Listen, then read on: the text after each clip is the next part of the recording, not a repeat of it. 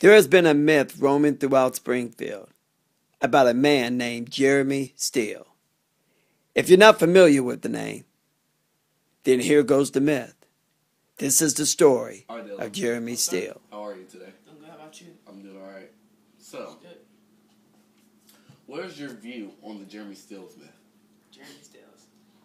I haven't personally seen the man at all, or the ghost, but what my nephew says, he went to the park one day, played him 1-on-1 actually, beat him, and never had any problems with him afterwards. Interesting. So is it true that if you lose to Jeremy Steele, that he'll haunt you for the rest of your life?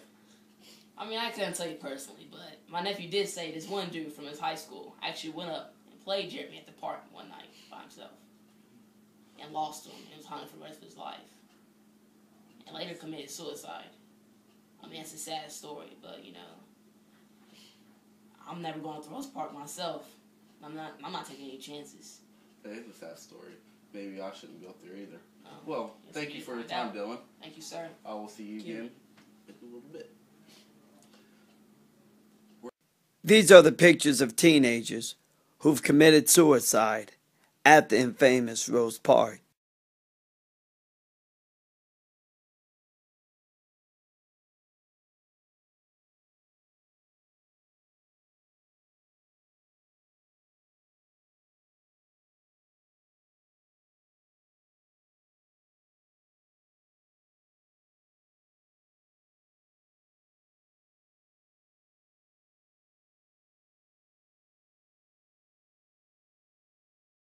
Hey Jenny, how are you? I'm good. How are you? I'm well, thanks for asking. So, do you believe in the story of Jeremy Steele? I don't know. I'm not a real gullible person, but there's just some things that are just so hard to believe and explain. And I don't know. The fact that Jeremy was killed, the suicide rates of the teenagers here in Springfield, they went off the charts. And so, I don't know. I don't think that's a coincidence. So, have you ever been to Rose Park? Oh, I've been up there a couple times to play some basketball outside, but I've never been up there at night. And even if I were to go up there at night, I wouldn't be scared. I mean, I'm a grown woman. He is believed to only visit teenagers at the park at night, but he never comes when there are more than 2 people. People have said that Jeremy picks one out of the 2 people to play a game 1-on-1. The other is forced to stay and watch. Only one person has ever beaten Jeremy Steele. That boy's name is James Ray. It was January the 7th, 2012, when James Ray decided to play some basketball with his brother, Renault Ray, at 7 p.m. They decided to go to Rose Park because no one's usually up there during the evenings. So, James, tell me about your experience at Rose Park. Well, it was Thursday, August 23rd, and my brother Ronaldo and we wanted to go down to the park and play some basketball. We decided to go about 7 o'clock because nobody else would be there. So when we got there, we played for about a half hour when, out of nowhere, this big, scary black man came and just kind of started watching us play. So we decided to leave. Why leave? He was making us feel uncomfortable. Oh, okay. So did he do anything to you and your brother? He demanded that we play 1-on-1 with him. Why? Just looking for someone to play with. I told him that we had to get going. And what was his response to this? He pulled out a gun and said, "Someone's going to play me in 1-on-1 now." So, me being the better of my brother and my brother was frozen with fear, I decided I was going to be the one to play him. So, what was your brother doing while, you and Jeremy were playing? He just sat quietly over on the sidelines. Didn't try to go get any help from him pulling out the gun or anything? No, he didn't. So what happened next? Well, he explained the rules to me. We were going to play to 5 by 1s and 2s, and we were going to play make it, take it. Okay. Did he say who got ball first? I got ball first. Okay. So, the first thing I do was I made a little crossover move on him, and I put it in for 2. made a two-pointer, and that put me ahead by, well, obviously 2, since it was make it, take it. Right, so what happened next? Well, I got the ball again. I did a nice little spin move and finished with the finger roll and put me up 3-0. Okay, so what happened after you were up 3-0? Jeremy kind of got mad, and he threw the ball at me pretty hard and said, check it. Oh, so he was playing pretty serious. He was getting pretty frustrated. Okay. So, what happened after that?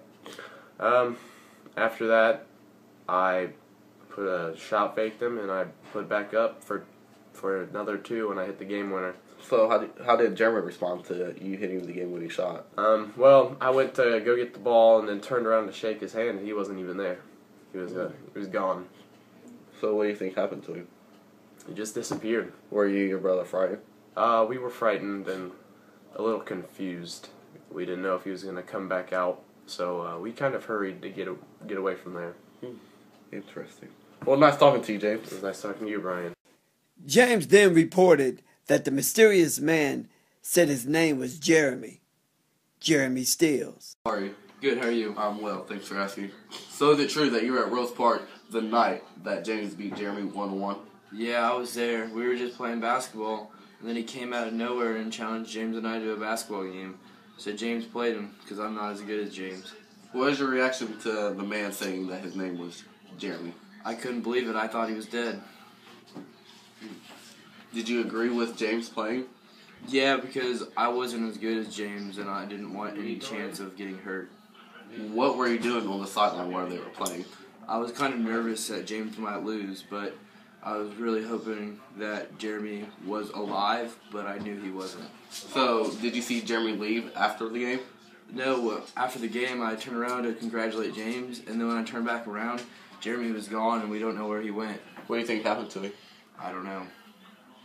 This is 17-year-old Terry Johnson.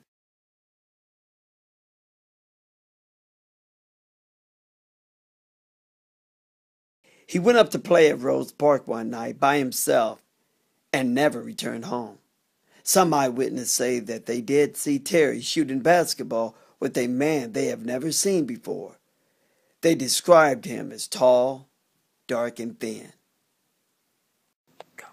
This is my last and final interview with Tom Smith. Hi, Tom. Hi, how you doing? I'm alright. So, Tom, do you believe in the Jeremy Steele story? Heck no, I don't believe in ghosts or anything like that. I think it's just people who have nothing else to do all day, so they just come up with ignorant ghost stories. So, if the stories were true, what would be your solution? Well, that's simple. Just don't go to Rose Park in the evening. Why not? Oh, hey, stop, bro. What? I just saw something, bro. So what? I'm not playing. Hey, for real. Hey, Tom, bro. What is it? I'm not. Hey, bro, I believe you saw something. Call attention. Oh! Stop! Ah! Hey. Oh no! What are you screaming for? Where's Tom? Where's Tom at? Where's Tom? For real, where's Tom at, bro? Man, I don't know. Come on, bro. Go out there and see. Oh, man, why don't you go out there? I ain't going out. Come on. No! Tom. Come on, man, quit playing. Tom. Ah! Ah! Ah! Ah!